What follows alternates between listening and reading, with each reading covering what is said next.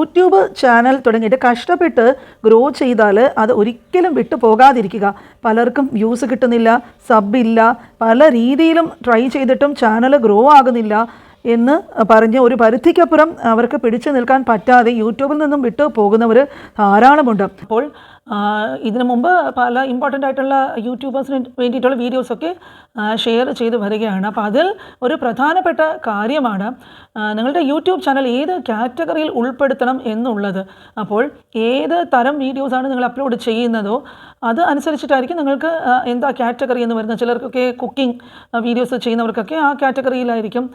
പിന്നെ ഈ ട്രാവൽ വ്ളോഗ്സൊക്കെ ചെയ്യുന്നവരുണ്ടാകും. അതുപോലെ തന്നെ ഗെയിമിങ്, ഓട്ടോമൊബൈൽസിനെ പറ്റിയിട്ടുള്ള കാര്യങ്ങൾ.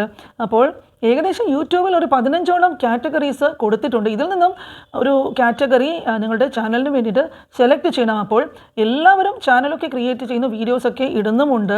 അപ്പോൾ ഒരു കാറ്റഗറിയും ഇല്ലാതെ തന്നെ വീഡിയോസ് മുമ്പോട്ട് കൊണ്ടുപോകാം. ആണെങ്കിലും ഇപ്പോൾ യൂട്യൂബിൻ്റെ AI-ക്ക് നിങ്ങളുടെ റെക്കമെൻഡേഷൻസ് അയക്കണമെങ്കിൽ ആ വീഡിയോ അനുസരിച്ചിട്ടുള്ള ആഡ്സൊക്കെ നമ്മളുടെ ചാനലിൽ വരണമെങ്കിൽ കറക്റ്റായിട്ടുള്ളൊരു കാറ്റഗറി നമ്മുടെ ചാനലിന് ഉണ്ടാകുന്നതാണ് എപ്പോഴും നല്ലത്. അപ്പോൾ അങ്ങനെ ഒരു കാറ്റഗറി സെലക്ട് ചെയ്തിട്ടുണ്ടെങ്കിൽ നിങ്ങൾക്ക് റീച്ച്, റെക്കമെൻഡേഷൻസും ഒക്കെ കൂടും. നല്ല റവന്യൂ ജനറേറ്റ് ചെയ്യാനായിട്ടും കൃത്യമായിട്ടുള്ളൊരു കാറ്റഗറി ചെക്ക് ചെയ്യുക. അതുപോലെ തന്നെ മുമ്പ് ചെയ്തിട്ടുള്ള കാറ്റഗറിയിലൊക്കെ ഒന്ന് നിങ്ങൾ പോയിട്ട് സെറ്റ് ചെയ്തിട്ട് വേണമെങ്കിൽ ആ കാറ്റഗറി ഓപ്ഷൻ ചേഞ്ച് ചെയ്യാനുള്ളതൊക്കെ യൂട്യൂബ് സ്റ്റുഡിയോയിൽ സെറ്റിങ്സ് ഓപ്ഷനിൽ പോയിട്ട് പിന്നെ അതിലൊരു ജനറൽ ചാനൽ അപ്ലോഡ് ഡീഫോൾട്ട്സ് എന്നൊക്കെയുള്ള ഓപ്ഷൻസ് ഉണ്ടാകും.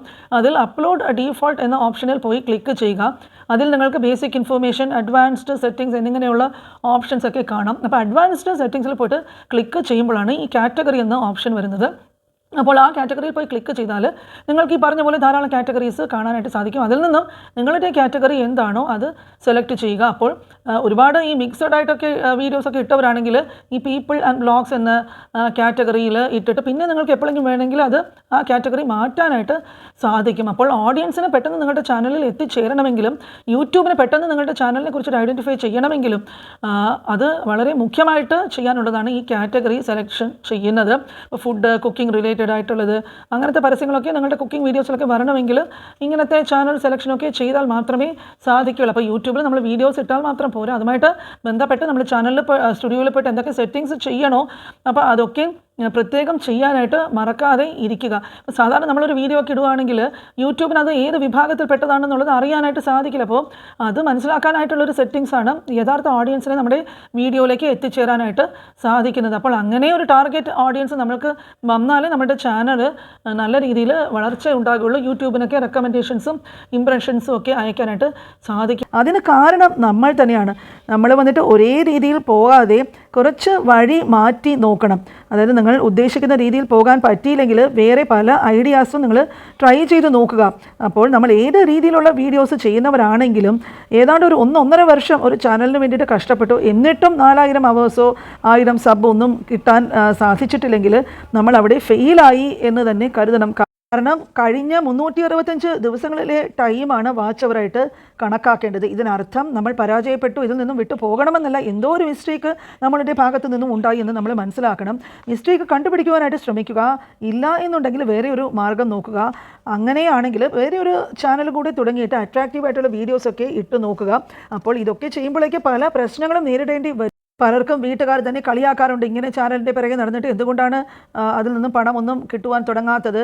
കുറച്ച് പൈസ കിട്ടിയിരുന്നെങ്കിൽ നമ്മൾ ആരും ഇതൊന്നും ഇങ്ങനെ കേൾക്കേണ്ടി വരുന്ന ഒരു സാഹചര്യം ഉണ്ടാകില്ല.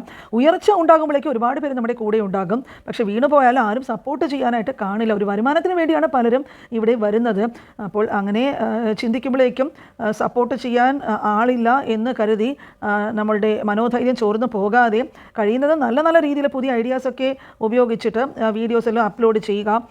അതുപോലെ തന്നെ വേറൊരു പ്രശ്നം എന്താണെന്ന് പറഞ്ഞാൽ ഒരുപാട് പേര് ഈ നെഗറ്റീവ് കമൻസൊക്കെ കിട്ടുമ്പോഴേക്കും അത് വന്നിട്ട് അവരുടെ മനസ്സിൻ്റെ ഇത് തന്നെ വളരെയധികം വിഷമം ഉണ്ടാക്കുകയും അവർക്ക് പിടിച്ചു നിൽക്കാൻ പറ്റാതെ പോവുകയും ചെയ്യുന്നുണ്ട്. അപ്പോൾ യൂട്യൂബ് സ്റ്റുഡിയോയിൽ ബാഡ് വേർഡ്സ് ഒക്കെ ബ്ലോക്ക് ചെയ്യാനുള്ള ഓപ്ഷൻ ഉണ്ട്. അപ്പോൾ മലയാളത്തിലാണ് ഇങ്ങനത്തെ മോശപ്പെട്ട വാക്കുകളൊക്കെ വരുന്നുണ്ടെങ്കിൽ ആ വാക്കുകളൊക്കെ ഉൾപ്പെടുത്തിയിട്ട് ഇതൊക്കെ ബ്ലോക്ക് ചെയ്ത് കളയാൻ സാധിക്കും. അത് യൂട്യൂബ് ഓട്ടോമാറ്റിക്കായിട്ട് തന്നെ അങ്ങനെ വരുന്ന കമൻസ് ഒക്കെ ബ്ലോക്ക് ചെയ്യും.